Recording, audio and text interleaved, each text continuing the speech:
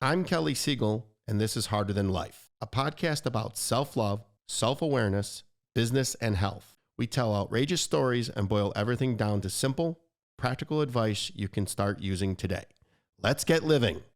Welcome to another empowering episode of the Harder Than Life. Today, we have the immense pleasure of introducing you to the radiant Danielle LaPorte, a true beacon of light in the realm of personal growth and spiritual connection. Recognized as a cherished member of Oprah's Super Soul 100, Danielle's essence embodies the transformation power of love and authenticity. From her days as a visionary at Washington, D.C. think tank to her current role as a global thought leader, Danielle's journey has been nothing short of extraordinary. With her latest book, How to Be Loving, when your heart is breaking open and the world is waking up, she invites us all to embrace compassion and resiliency in the face of adversity. Through best-selling books, soul-stirring podcasts, and heart-centered programs, Danielle's message resonates deeply, inspiring millions around the globe to live with purpose and passion. So buckle up for an uplifting conversation as we dive into the wisdom and the joy that Danielle brings to every corner of the world. So beautiful. You can intro me anytime. Like I said before, I read this book when it first came out, and I met you through mutual friends, Craig Siegel. And I mean, you could just see pages and pages of that I have clinked back, and I got the joy to reread, and nothing happens as a coincidence. This is all happening at the perfect time. So we're going to be talking about all things the book, How to Be Loving. If you haven't read it, please go out and get it ASAP. You are the sweetest, most soft, kind person in the world. I love your work. I love you. And today we are going to change lives. Let's get started with what inspired you to write this magnificent book. 4 years of insanity, tyranny, polarization, division, a global dark night of the soul. And isn't it the message? I mean, I don't know if people wake up in the morning and think, how can I be more loving today? I think lots of us wake up in the morning and think, how can I crush it? How can I slay it? How can I hack it? How can I make it? Should I get out of bed? How do I even get out of bed? What do I do? How do I get? How do I get? How do I get? Um, but everything we are craving is on the other side of learning to be more loving to ourselves, more inclusive of our bullshit and our brilliance, and more inclusive of everybody else's shadow and light. And that message right there is very counterculture to what's up. And specifically, I know your demo is like 93% men, and you are in that crush it space. And when I talk about this kind of, really contrarian perspective to success, it's amazing. Like the dudes really lean in because there's something there. We're onto something. Yeah. Yeah, the men that follow me understand that we're going to be vulnerable and we're going to be filled with love. So that's why I am extra excited to have you on. You embody it. Like the intro said, it literally, you embody it. And if you ever see me walking around, Danielle, and I'm tapping my heart, that's me to get me back to heart center of love. And everything, I believe everything starts and ends with love. Part of that's because I grew up with scarcity of love. So that's why much of your book just radiated, resonated, and just spoke to my soul. So please head over to Danielle LaPorte, spelled Danielle ends with an E, LaPorte with an E.com, and take the stressed reaction quiz. I did it. I'm an owl, Danielle. What does that mean? You are. So you're more on the kind of freeze side. Yeah. So really the stress responses are you get clear on if you are a fighter, a flighter, a freezer, or a fawner. So this is all about having a dysregulated nervous system, which most of us too much of the time are in dysregulation, right? So fighters will, the fighter will push back, the fighter is defensive, antagonistic, they want to go. They want to like let's get to the bottom of this in a scrappy way. Or the flighters are, I'm out of here. Like, I don't need to have this conversation. This isn't what I bargained for. I'm out. And the freezers are, I'm a freezer. We just get very quiet. We're done having the conversation, and we just kind of lock down. And then those are the predominant responses that actually have a chemical effect in your body. And then there's more of a personality response, which is starting to get talked about more in the wellness space, which is the fawn response, which is really like kind of the kiss ass response, which is like from a place of trauma where I had to be kind to, whoever was in control so that I was safe. We get into over complimenting, being over agreeable. And like every gender does this. We just have like different ways of doing this. Yeah. So that's the stress reaction quiz. Again, guys, head over to DanielleLaPorte.com, take the stress reaction quiz, read all about her. She's phenomenal. If you're if you're following me, she's going to resonate with you. So I pinned back many pages of the book. So I pulled the first one again, How to Be Loving. It's page 55. And you discuss the ego's favorite place to hide, personal development workshops. Yeah. Would you expound upon that for the listeners? I was floored by that. Well, if you want to feel really important, if you're afraid of being found out for like your shame and not feeling worthy, and you gotta succeed. If you want everybody to love you because you're doing great work in the world, if you want to get into heaven, if you want to burn your karma, where would you hang out? You would hang out in this community because we look amazing. Like, we want to grow. We want to be aware. We want to leave the world better than we found it. And all those are good, healthy things. It's just, here's the question. What's driving your self-help? Are you driving it? Is it being driven from a sense of proving? Is it some old narrative you have about being better, being accepted, getting what you wanted from your dad or your church or your family of origin stuff? Because you can be doing the same things from a different motivation. It's actually the motivation that makes all the difference. So like, are you working out? Are you getting your cardio? Are you doing your yoga? Are you doing your meditation? Are you keeping it clean because you're curious and you cherish your body and you want to have deeper, more intimate relationships with everybody, better connection? Is there a sense of celebration, or is it like heavy obligation and proving? So same things. What's the motivation? And really gets down to like, is it a heart-centered motivation? Actually, let me refine that. Is it a heart-centered inspiration, or is it an ego-centered motivation? Because the ego loves to keep motivating you. It's like one more goal to crush, right? Yeah, Never quite there.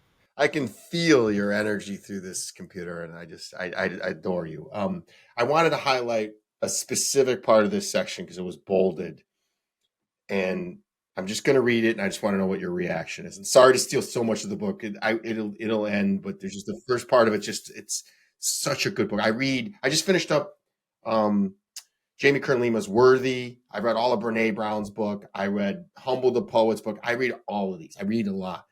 This was the best book, guys. What we often call self-development is sadly just that, more development of a limited self. When what the heart is calling for is fewer selfies and more soul. Oh, Danielle, I love it. Tell me what inspired you to say that? The soul. Well, there's your small self and then there's your higher self. So small self is our identities. Small self is personality and awards and job titles and all the things you think you should be. Small self is all the stuff we have. And you can have all those things and be heart centered and healthy and wise. Higher self is beyond all of that. And this is, I see both, I see all kinds of people come to the higher self awareness. So, I've been having conversations for years about success. I've talked to lots of really accomplished business people and elite athletes, and a lot of them have the same story. I got there, I crushed it, I made it, I'm getting my trophy, I'm cashing the money, and I feel some emptiness. And I realize, like one of my friends, Lewis Howes, one of the best kind of empty success stories I heard early on in my days of just like, he crushed his football win and realized what he really wanted was acknowledgement from his dad. He's there getting his award, he's at the podium, whatever it was, that sense of emptiness. And that is when the soul, your heart, your higher self is saying, like, there's something more, and it's not this. So you got to look at, like, what's driving you? What's the pain driver? I want to be loved. I want to be loved because I didn't know love before. I want acknowledgement because I grew up in a family who'd never said shit. Okay, so you hold the pain. You don't push the pain away and say, "Oh, I should be over that. I got to get over that." Just because my dad never, my mom never, my community, whatever. No, that's the wound is there. You need to take care of the wound. We can't bypass the wound. And that's what happens a lot in our personal development space is we want to bypass the wound. We want to overcome the fear. And I think this ideology around crushing the fear is actually incredibly damaging. So if we're always in this mode of, I'm going to overcome it, what we're doing is we're actually just pressing down our shadow stuff. We're actually not stepping into being like our own parents and our most loving whole selves. So you will see people get on this hamster wheel of crush a culture and go, go, go. So you can still get all the same things. You can have the car, you can have the 7 figures, if that's what you want. But the soul is wanting you to realize that even though you didn't get what you needed in your family of origin, you are whole, you are lovable, you belong, you deserve to be here. The soul, the higher self, is never even going to ask the question if you are worthy or not. It's a ridiculous question. It's like, I know you're a dad. If your daughter came, Ari, is that her name? Yeah. Yes. Okay. If Ari came to you, especially when she's, little and extra vulnerable and sweet, and said to you, Daddy, Papa, am I worthy? You wouldn't even entertain that. You'd be like, "What a silly question, my love. Of course you're worthy. Of course. I loved you before you got here. I love you now. I'll always love you. I'll always be there." That's higher self-love. And so we need to, like, the growth, the edge is getting to that place of unconditionality with ourselves, and then go crush it. Go crush it for the right reasons, because happiness, because joy, because you want to find out how strong you are, because it's going to have you be more philanthropic. You're going to be a better father. You're going to be better in your community. You're going to make the money to go away. And in that whole process, you take your wounds with you. You take your wounds with you. So I'll give you an example. I used to, before I would do a speaking gig, I used to get all Tony Robbins with myself, right? I would get into crush it mode, and I would, and this is really ego centered. We should talk about what the ego is, but I would like super pump on myself. And I was like, I'm going to get a standing ovation, and I got valued at, and all that thing, and I kind of go in that kind of jumping jack energy mode. And that really just puts my anxiety in a box. But the anxiety is still there. And that anxiety that we box up in all sorts of ways will come out in other ways. You will bullshit the person you're in love with. You will sabotage things. You will overspend. You will not be able to sleep through the night. You will need medication to, you will end up on your shrink saying, I'm having panic attacks, even though I'm, running this multi-million dollar company. This is what I do now on stage. And this is really now a metaphor for my life. I talk to, I talk very softly to my inner child, to the part of me that is very sensitive, that really does want other people's approval. It's not a bad thing, but it's there. I need to acknowledge it. That is maybe anxious, tender, and I just put my hand on my belly, put my hand on my heart. I usually do this before I leave my hotel room to go down, because once you leave your room, you're on, right? Everybody's there for you. And I just ask my shadow self, my inner child, what do you need? And she will always give me really simple parent like requests. Like, I want to hang out with fun people after. I need some quiet time. I want to eat this. I want to eat clean food. I need rest. I like the applause. I need quiet. And those are the basics of good self care. Yeah, that's higher. Would you say that you're talking to yourself, but what's your relationship with God? And do you believe that that's what you just described? Is I do the same thing, except I have just recently, within the last 6 months, acknowledged that I'm talking to God, and I ask God, what do you want me to do? What do you want? How do you want me to show up at this engagement? And usually it comes back with just be yourself and everything will be okay. And I get this calming peace. And I do the same, what you just said to me. I just thought of my last speaking engagement. And I do it in the hotel room too, because the second I walk out, people are grabbing on you and it's go on. So I found that when I first read this book, 8, 9, 10 months ago, whenever it came out, whenever I read it, I was one person and you just described it. And then now I'm a totally different person. And it came with surrendering and constantly talking to that inner child and just giving him what he needed, which we're going to get into right next to healing. But I just want to ask that again. What is your relationship with God? And are you talking to God or is it really yourself? This is a great question. This is a really great question. Thank you. I'm not talking to God. This is the message I give to my inner child. I've got you, and God has me. I've got you and God has me. Yes. So I want to parent, mother, lead. I want to be the divine leader of my all of the parts of myself, my greedy self and my brilliant self and my broken self and my grew up in Windsor just this side of the right tracks self and my leader self and my all I want. That's growth. That's becoming more conscious. That's power. I take responsibility for all parts of myself. I can do it. I'm not the wound. I'm the healer. I'm not my past. I am the present. I'm in charge. I created my fears. I created my fears. God did not put fear in me. That's my doing. I'm going to meet God halfway. I'm going to be responsible for my mind.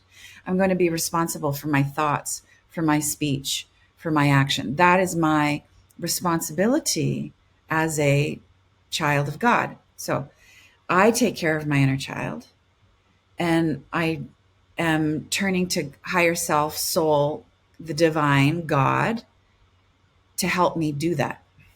Uh, I'm going to speak to the listeners, Seagulls, whatever I call you these days. This is a woman who's tremendously successful and of my age, and she still talks to her inner child. So if any of you thinking, woo woo, this is a little too woo woo, what's Kelly going with right now? Listen to this slowly, rewind and listen to it again. Danielle's the real deal. And what she's talking about, if you can connect to this, is real healing, deep inner healing with that. It took me violence, hypnotherapy, EMDR therapy, um, meditations, mantras, mirror work to be able to resonate with what she's saying. And when you do, it's major, major healing and massive success. And I'm not just talking financial success. I'm talking about peace. And we'll use Lewis Howe stuff: peace, clarity, and freedom. Those are three things that I actually took from Lewis House. So we're going to get in deep about this, the wound healing sequence. The wound healing sequence was spot on for me and my harder than life crusade. Rather than me butchering it, please provide an overview of the 7 steps and why they are so crucially healing. Okay, why don't you cue me on each step? So, what's the first one? Family. Okay, so this is what happened. You get born into a family, and most of us think, oh, I got dropped off at the wrong house because these are not my people. Okay, what's the next step? Rejection. Yeah. You are being raised by imperfect people because they're human and they have things to work out. None of us have enlightened parents. Most of us aren't enlightened ever while we're still on the planet. So you're going to experience some form of rejection. Next. Repression. Because you are innately a loving person, you are love itself, you are born as love and compassion, you're actually going to feel a little bit of guilt for being bummed out that you got rejected. You're going to feel like I'm like a demanding person because I'm not getting my needs met by this family of origin situation. So you repress it. Which leads to shame. Well, absolutely. So you have a guilty secret. You have this little secret that you wish you were born to another family. You have this dirty little secret that you don't feel entirely loved. So you have guilt next. So can they be flip-flopped? Are they interchangeable, or do you feel shame then guilt? I would always think that. I think shame. I see it in concentric circles. Like I think shame is the kind of default response. That's the first thing you're going to feel, and then the intellect will process it. So it's like shame is a little more kind of closer to the heart, and then you're going to think about it. You go, oh, I feel guilty for this whole situation. Like I'm not getting my needs met. I keep that inside. That makes me feel ashamed. And I haven't done anything about it. I haven't done anything about it. I'm feeling guilty. There's 2 more, but I want to just divert for just a quick question. This shame, because Brene Brown studies shame, but she is always about women. Why do women seem to feel more shame than men, or do I have that wrong? I don't think it's that we feel more shame than men. I think it's harder for us to cover up. I think, masculine creatures tend to push through. You use your bravado, you use your brawn, your body size, you use all the privilege you have in society to you don't have to pay attention to shame. You just go get shit done. You're also historically, you have more freedom to go get shit done because women historically, we're taking the time to make the baby, grow the baby, raise the baby, and feed everybody and the babies, take care of the home situation. I mean, this is still, lots of women listening to this now. It's like, even though, of course, we're working and we're succeeding in all of the realms, we still are planning the weddings and being deeply sensitive to children, and we're all growing, we're all evolving, we're all catching up to each other. But I think we don't have we don't walk through the world with as thick of a skin. I think that I'm going to speak for me, and I've done a lot of work. And for the first time in my life, I'm going to tell you what my shame was, and I didn't even know it because I would have fought with you up until I just tried to just broke down my ego and just said, what is I shame? I was shameful that we were poor and that my family didn't know how to love me. Now that's me saying that healed. Unhealed, I would say that they didn't love me. They just didn't know how. I was shameful for that. Like if people knew what was really going on at my house, they wouldn't like me. So that's what I was shamed. I just all the work I've done on 85 podcasts into this thing. That's the first time I've ever realized that. So thank you for bringing that out of me. There's two more wounded healing Can we sequence. just unpack that? Absolutely, absolutely. I mean, that's it. I mean, that revelation is the medicine. And that is so universal, right? It's like we're raised by these people who don't necessarily know how to love. They're doing the best they can. And because we don't have the filters, the maturity, we go, I'm unlovable.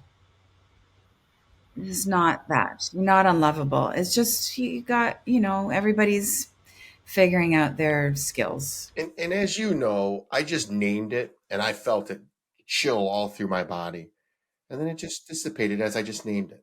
That's the healing. That's the sequence we're going through right now. So the next one was separation and forgiving. So separation, tell us what separate. You nailed all of these, just so you know, by the way, almost verbatim. So I'm real proud of you. Well, separation is when, I mean, we'll use your story as an example. You're having these feelings of, like, you could just say general dissatisfaction. Not feeling loved is not very satisfying. And so out of survival, out of self-preservation, you will separate. You don't want to be associated with those people who don't know how to love. You don't want to be associated with those people who are embarrassing, poor, outspoken, whatever it is. You don't want to be separated. And you're separating yourself in a really practical sense from your potential source of love, which goes into a more metaphysical realm, which is like you see yourself as separate. You see yourself as separate from your community, from the people who could love you, from the God of your understanding. And then we get all really messed up and fragmented.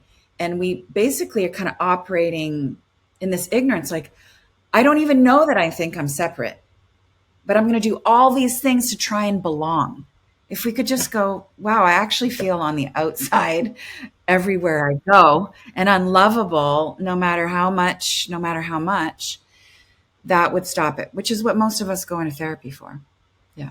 That's the proverbial thoughts are magical lies. I couldn't have scripted that any better. I'm going to read it just because it's paramount. Predicated on not getting the perfect love we expected, we perpetuate the illusion that we've been abandoned by and are separate from creation, our family, and higher self, and everyone else on the planet.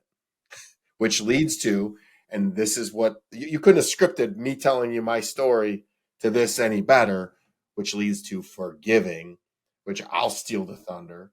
And it wasn't until I forgave my parents for doing the best they could and realizing that I'm not drinking the poison, or I'm drinking the poison expecting them to die.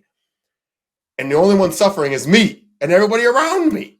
I have a heart-centered membership. We did a theme once on generosity, and everybody, I'm sure, assumed that the workshops that month were going to be about how to be more giving and more inclusive. And, that was definitely part of it.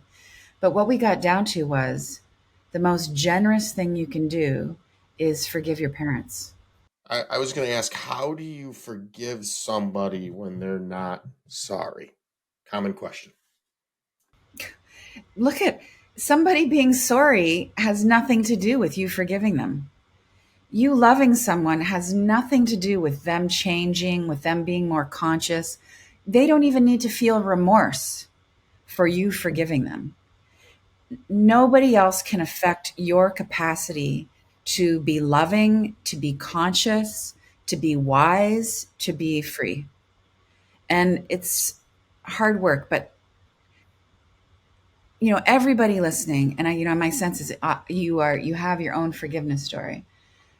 If you have been forgiven, you know how healing, invigorating, golden that is. There are lots of us who have forgiven people who we thought were unforgivable, and it changes your life completely. You grow up, You become powerful. You move on. You think more creatively. You sleep better at night. And the people you forgive, they could be dead. They could you could have a conversation with them. You got to be careful with arrogance and forgiving, right? So like a lot of us will walk in, this is like forgiving newbies.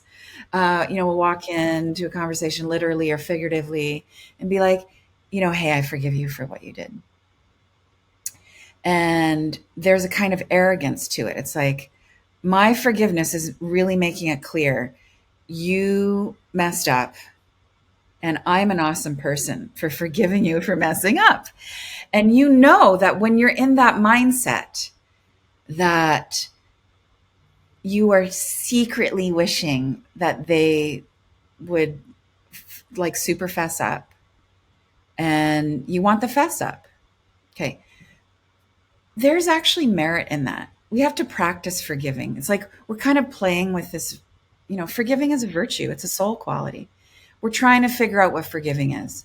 That's a great place to start. It's not perfect forgiveness, but it's cool.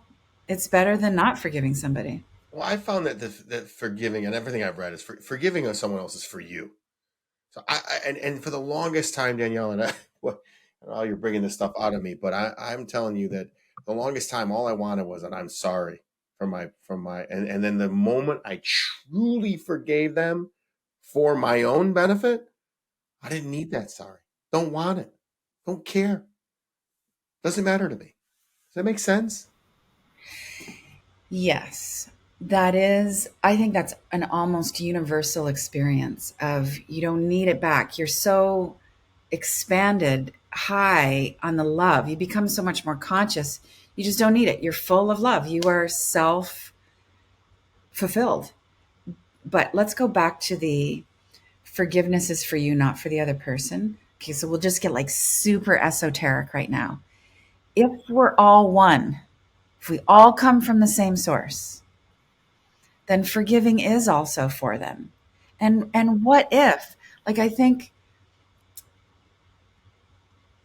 you can have either motivation and it'll get you to the same somewhat more enlightened place. Like, you could set out to forgive your folks because you know that you really love them and you're grateful that they helped you get to the earth.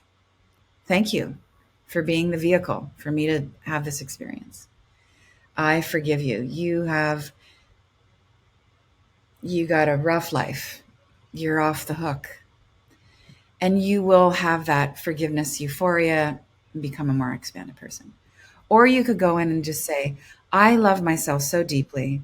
My job is to create a sane, free, healing life for myself. I cherish myself. I forgive. Either way gets you there. For me, I didn't come from a good family, but a good family is going to come from me. That's why I broke the chains immediately. I just had to. I went violent. What we're describing here is what you call unselfing. So would you share with the listeners what unselfing is? Unselfing is deprogramming yourself. It's you stop being obsessed with all the small self stuff. So you really start to question who you are. Do you need the stuff? Who you like I used to really love personality testing. I'm an INFJ. I'm a 4 on the Enneagram, on the Myers Briggs. My strength finders. This is me, all that. I'm an introvert. I'm a Gemini. I'm a CEO. I'm a mother. I'm rebellious, all the things. And I realized, like, I'll use the introvert label as an example. I started to realize that a lot of those labels were actually holding me back. That I was using being an introvert as an excuse to, like, not go to the party or, need extra time to recharge by myself. And then I just thought, well, what if I'm not an introvert anymore? I might actually talk to more people at the cafe, at the party, at the gig. So I just think I want to be less of I want fewer labels. I want fewer labels because then I can be more free. Then I get to learn. Maybe I'm all these other things. I'm all these additional things. I could sit down and talk to you for hours. Ooh, you're beautiful. I wanted to say I'm human and I love you is what I wrote when you were saying that. So those are my labels. And I'm really sorry to keep going back to the book, but guys, go out and get on Amazon How to Be Loving. Midway through the book, this thing lit my soul on fire. But midway through the book, you wrote every emotion is trying to get our attention. I believe this wholeheartedly, and most people turn to ignoring said emotions, even turning to masking said emotions with distractions and all the other things. What do you have to say about that? Do you want to start really deep or do you want to go start shallow?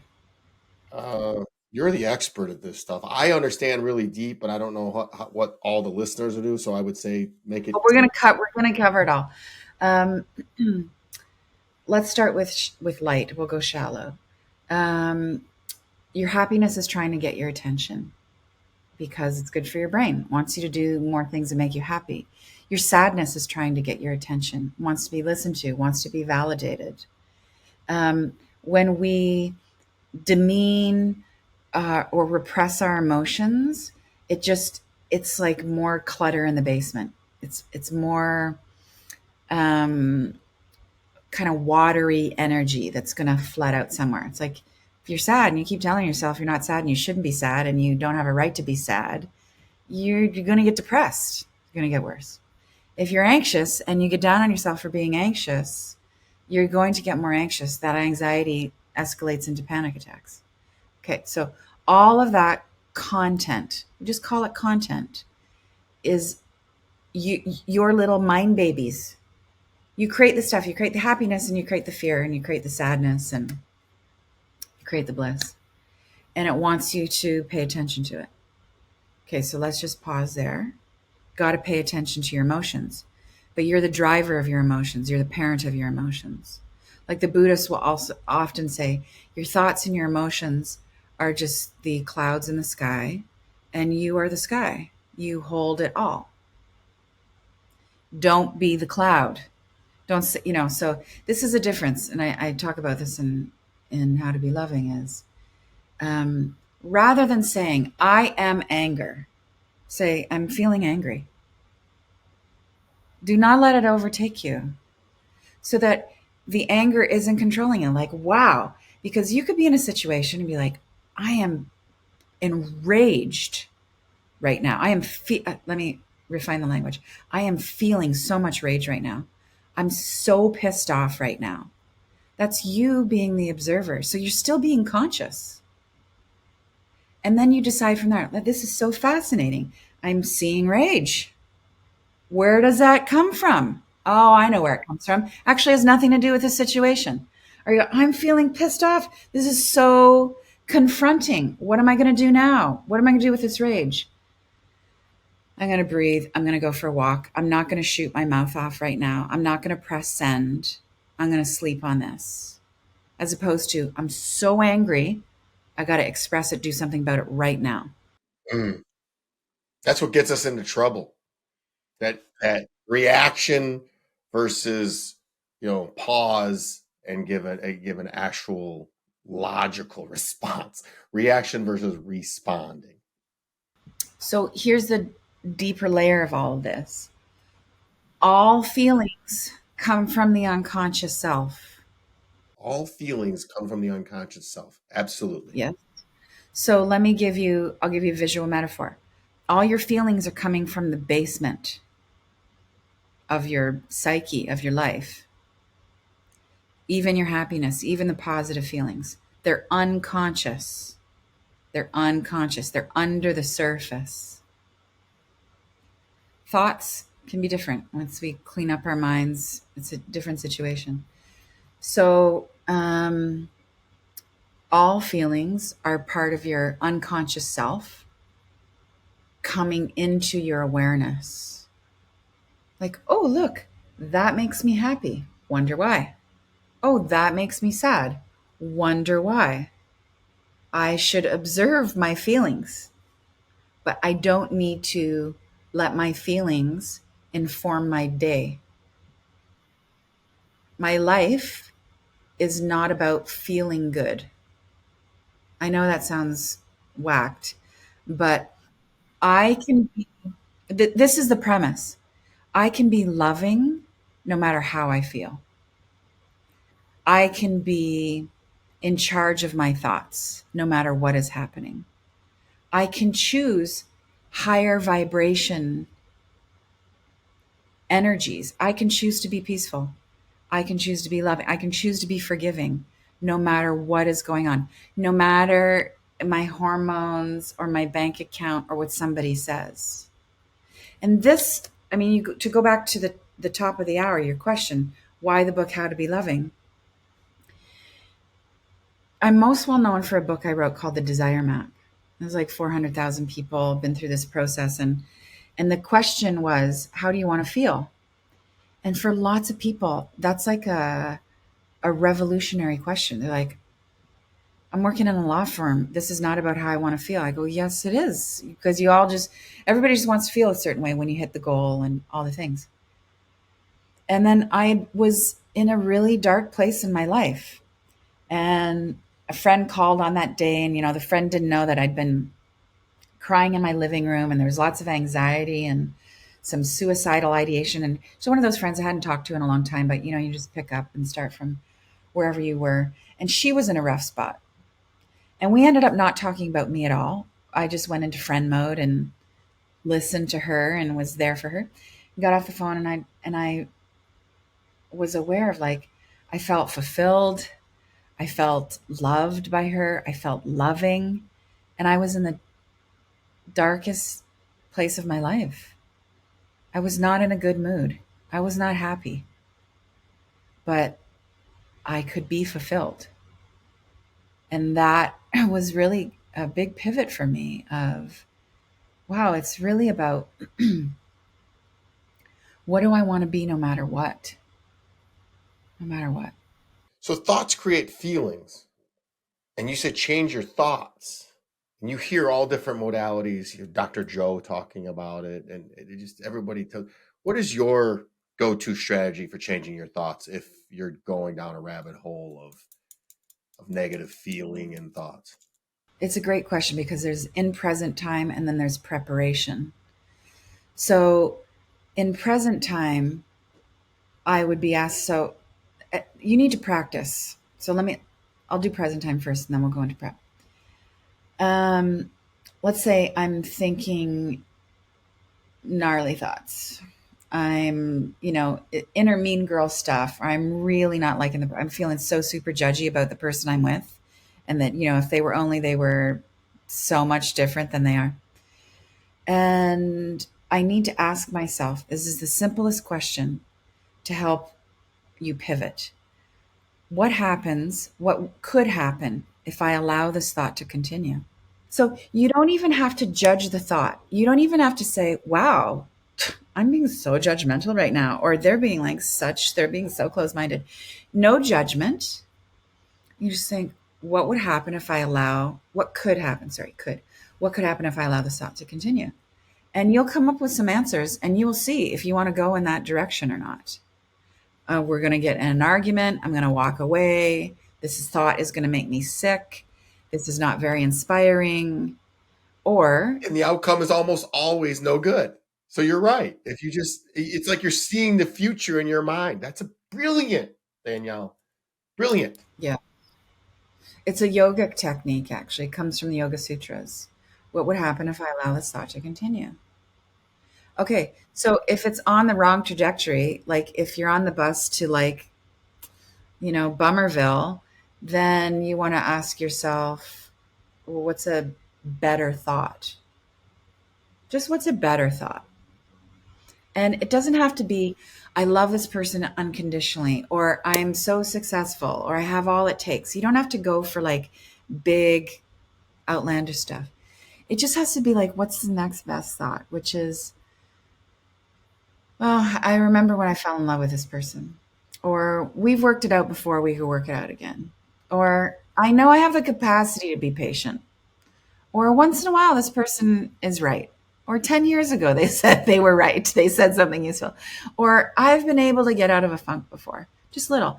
And then you can go to the next one, which is like, look, I'm love. I can see myself through this. I know there's a way, whatever it is. You and I do there. Talking to you and having this conversation, I really understand why I adore you. It's I've been through all this and I do all this, and you can hear my authenticity. What I do is I go to gratitude. I know it sounds weird. I get my mind off of it because you're on that negative snowball train to nowhere. So I just go to it's the silliest thing. I'll say my daughter, I'm with my daughter, or my daughter's here. It's my parenting time, and I'll go to the things that I love dearly. And I'm at the gym, or I'm at my company at NTM, and I'll just take it down to the simplest form of life. I'm alive.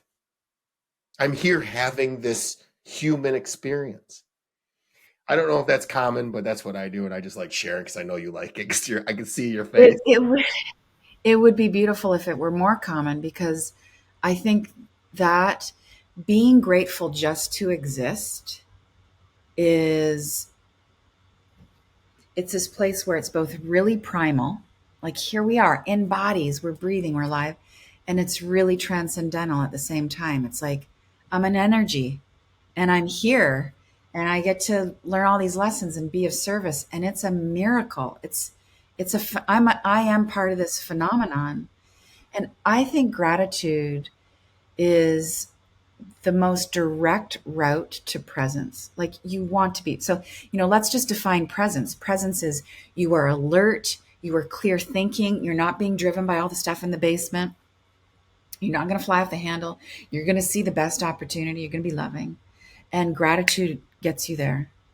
Gratitude and breath. Yeah. You know what? Yeah, breath. Oof, breathe. I just finished. I told you Jamie Kern Lima's book, Worthy, and she's talking about you're the first and only you.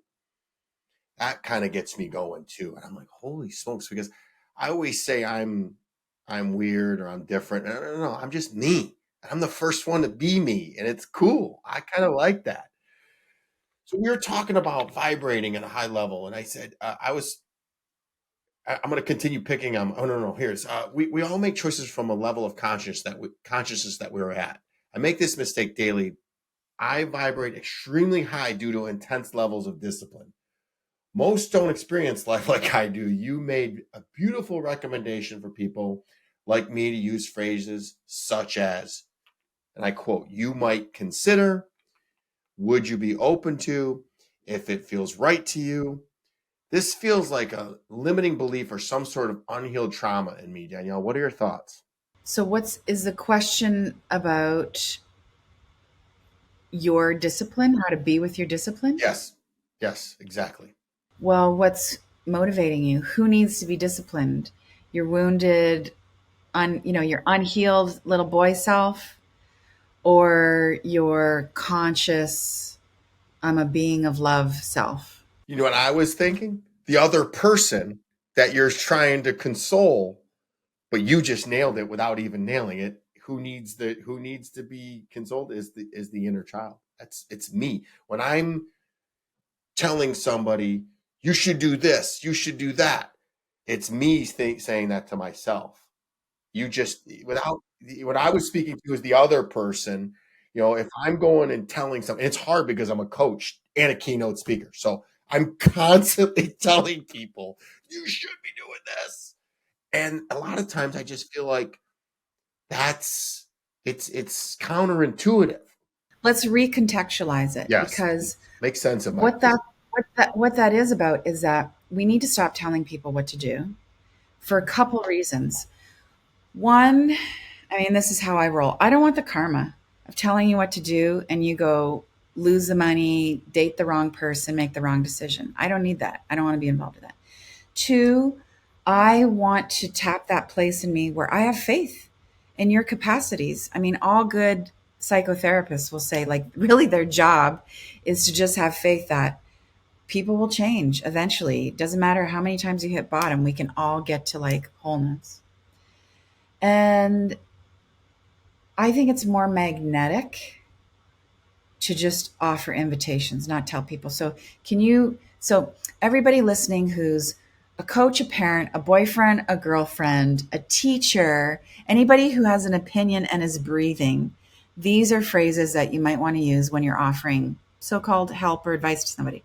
Can you give them to us again, Kelly? Of course. You might consider, would you be open to, if it feels right to you? Oh, God, just think of how much softer they sound to. You need to, or you should, or you always. And it's anti-accusatory. So, but you nailed it as usual. It's really me consoling my inner child. And that's what it boils down to. So I'm going to continue picking on myself. And we got two more deep questions, and then we're going to switch. And I'm trying to be cognizant of your time. So there's two more deep questions, and then we're going to switch to some light things about you, because I just think you're beautiful, and I want everybody to know who you are. And so I'm going to continue picking on myself. And I was particularly moved by the section of book that discusses seeing pain, but don't stare at it. For me, this continues as the Heart and Life brand grows. First timers want to know all about my troubled upbringing. Up until reading your book, I kept reliving this negativity, almost being a proud victim. What we resist persists, so I had to give it up. And even today, when people ask, I gloss over it. How important and how does one heal from the experience?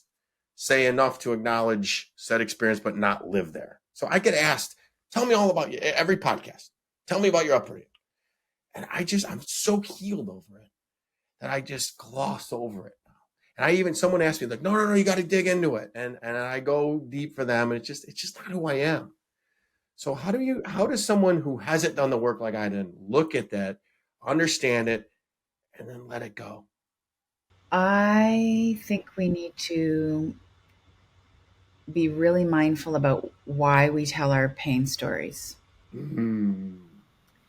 And we should tell the story with the intention that it be healing. Like, I could talk about my past trauma when I'm on a date with, let's say, with someone I'm considering dating. I want to make a commitment. And I could do that because I feel like, oh, this is somebody, there's some potential here. We could commit. They should know about my history. So I'm telling it from a place of like, this is useful. This is healing. This is on behalf of a better future. And when I tell it from that heart centered, I want this to be useful, non victimy place, I'm going to speak very differently about the people involved. They're not the bad guys. It's just a little more factual. I'll probably emphasize more like the opportunity of growth that came out of it, maybe some gratitude for it. Okay. Okay. And then there's retelling the pain story, the trauma story, because you want to be seen, because you want people to know that these other people in your life were not great people, that they shouldn't trust those other people. Somehow, like, we drag the other people into the present with us and, don't want them to succeed. We get attention and we don't have to change. Let me just put a pin in that and just say, look, I am all for being witnessed. Get the therapy. Find a partner who's going to hold you in the most sacred way. And you can talk about the details, the agony that are still in your body and your nervous system and how it's affected your psyche and all your tripwires and why you're so messed up. And all that stuff needs to be brought to the light. But we need to do those things in safe containers, and we need to do it with the intention to heal. When we tell the pain story over and over again with the intention to get attention, we're just re-energizing that wound. Like, you got to let the wound heal. You got to let the wound heal. And a lot of people in our space, the coaches and the influencers and all that, many of us have our stage story because we want to be accessible. We want to, and this isn't a bad thing. Like, this is part of good branding. It's like, I went through this. I healed. I created success around this. I'm grateful for this. And you can too. And here's our methodology, and here's a book called How to Be Loving. We want to build trust. We want to be accessible. Vulnerability is magnetic. It's a beautiful thing. But even in telling those stories, there are ways, the more we heal, we start to tell those stories differently. And again, this goes back to intention. We can tell the same story about the same shitty circumstance, and we can tell it on behalf of helping other people heal, or we can tell it because look at what I went through, and aren't I awesome, and don't they suck? Man, you go back and listen to my first podcast, come to this one, and you see the difference in how I tell this story so differently. And this is a therapy session, and I can't believe this is what I get to do. I want to reiterate what you just said. Tell it from a healing intention instead of a victim. And what we're saying is, if you're coming from the victim, you're really in fear and lack instead of love and abundance. Yes, and you have to tell the story without the intention to cause harm. And that will mean that you can't tell your whole story sometime. Do you feel that sometimes misery just loves company? It's like that's how we bond. Words out. Yes. And you want to talk about the metaphysics of misery? Oh, no, no. Yes, but no. We have one more deep question. We're coming up against it, and I just got to get through these questions because it's just you're fabulous. And we're going to go a little bit long if you got a minute, and I'm going to blaze through them. But there's one last serious question because during the pandemic, I was deep. I was in the deep end without a paddle, waging a war against myself and what seemed like against the world. Everything was against me. So I said this: I am sorry. I forgive you. Thank you. I love you 10 times at once, 10 times per day. That's the Ho'oponopono prayer. Will you share it in your own words and what the significance is of this? I'm sorry. Please forgive me. Thank you. I love you. Ho'oponopono prayer is it's an ancient Hawaiian prayer. The term means correction. And how most people are taught to use this prayer is that you offer it to somebody that you want to, forgive, be forgiven by, come into balance with. And that is great. And that's a beautiful intention. But how we do it in our heart centered leadership community is that you offer that prayer to yourself. So I used to walk laps around the lake in my neighborhood saying, I'm sorry, please forgive me. Thank you. I love you. And I would be directing that to my inner child, to my fears, to all of my shadowy stuff. And it would end up being quite moving because you find out how abusive you are with yourself. You start realizing, you start having thoughts of going, oh my God, I have been overworking. I haven't been listening. I don't eat when I'm hungry. I don't move when I need to move. I've been so self-critical. I'm sorry. Please forgive me. Thank you. I love you. And when you direct it to yourself, you have all those revelations. You also see your capacity to heal because you're asking your unhealed, dark, messy, yuck stuff to forgive you.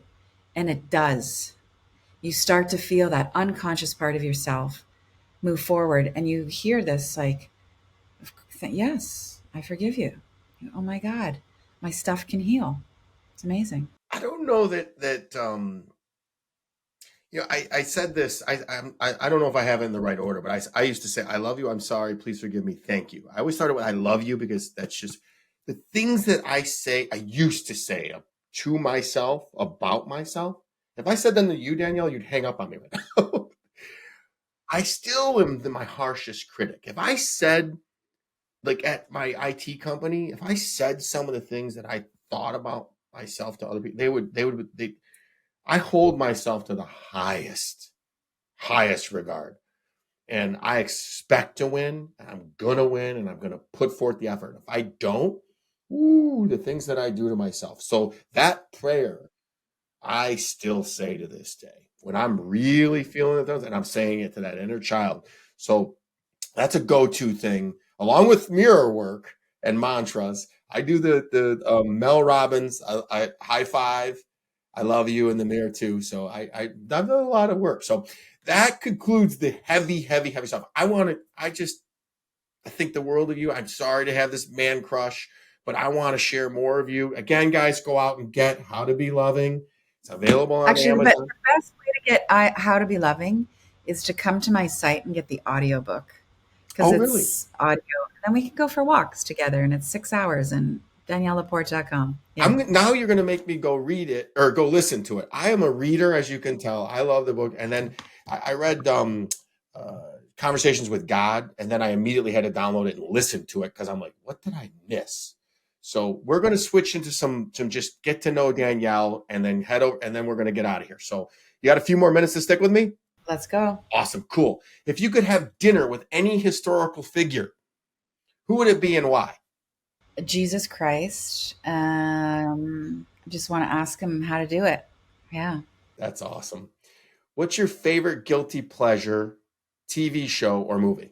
Oh, favorite guilty pleasure is Ruffles potato chips with ranch dressing, watching Palm Royale right now on Apple with Kristen Wiig, which is like this campy socialite. It's great. Yeah. You want to laugh? I'm binging on the Vanderpump Rules because I just in people's interpersonal skills and fail to heal just enamor me because I want to be able to help people. So I learn all about what makes people go crazy. So I don't know. It's the worst thing in the world, but it makes me fall asleep so easily. Do you have any hidden talents or hobbies that might surprise people? Hidden talents or hobbies. Oh, I'm a great fire starter. Like you can give me wet wood and I will find a way to light a fire. Um, hidden, and I will keep my other talents hidden. What's the most adventurous thing you've ever done? Most adventurous thing I've ever done. Fire walking. Wow, that's really cool. 20 feet, hot coals, Those across I of you go. that are not following her on social media, follow her on Instagram stories. She lives the life that we could all, and just on her own terms, guys. So I love it. If you could travel, well, this one's a generic, but if you could travel anywhere in the world right now, where would you go and why? Which you can. So what's next? Well, it's very cliche, but Paris is always a good idea. If I could travel anywhere, I would like to go to Morocco and just, smoke a hookah and hang. What's the best piece of advice you've ever received? Take breaks. Slow down to go fast. What's your go-to comfort food or favorite meal to cook? It wouldn't be anything I cooked. I would say actually this you can tell I just made it to the right side of the tracks. Go to comfort food would be tuna fish casserole that my mother made. It's like you take macaroni and tuna fish and you crunch chips on top. It's so trashy and Is that a that is Windsor it. dish? Yeah. That is a I Windsor think it came over special. to the other side into Detroit because I grew up on that too, man. If you could instantly master any skill, what would it be? It would have something to do with I would need two skills. It would have something to do with being able to hear a different sound frequency with people speaking. I really think sound is the future of healing. So you could want to be a face reader, you could do Psych 101 to really hear what someone is actually saying, but I'd actually like to literally be able to read energy through people's sound. I ask myself these questions because I write them so fast. You know what mine would be to listen. What's your favorite way to unwind and relax after a busy day? Well, I live on the beach, so it's the seawall. It's snuggling, and it's just my living room is like a yoga studio, so I just lie down Can you anywhere. hear I mean, if you live on the beach, can you hear the waves? Oh, Yeah, invite me over. I'll sleep on the right outside. So, if you could switch lives with any fictional character for a day, who would it be and why? nobody. No, I wouldn't switch lives with anybody. Somebody just asked me the same question. I can't remember who it was, somebody big time. And I was like, I want to be me. I've cultivated this life. I have worked violently on it. I, this is where I want to be. So finally, is there anything I haven't asked you that you feel compelled to share? No, this is complete. I want you to know that I think the world of you and I love you and I see you and you are doing beautiful work. I'm very, very grateful you took the time out of this. This is going to be my most favorite episode. I'm not even going to have to tell anybody to share this. all of the vulnerable, tough men that listen to me, and we're slowly picking up women because I don't know. And eventually, as I get up to the Ed Milet level, we'll get a lot of women, and they'll look back and say that was your best episode. So I thank you. I cannot wait to see you in Craig's mastermind. I guess you're coming up. Thank you for your time, and I love you. Hey, thank you for all the work you've done. Thank you for everybody listening. Yeah, love. Thank you. Please rate and share this podcast. I'm active on all social platforms and love to hear from my Siegel supporters. Each and every episode is sponsored by my company, National Technology Management, the easiest and best IT company to do business with, delivering peace of mind with technology every day, even simplifying cybersecurity. Visit trustntm.com for more info. Until next week, be harder than life.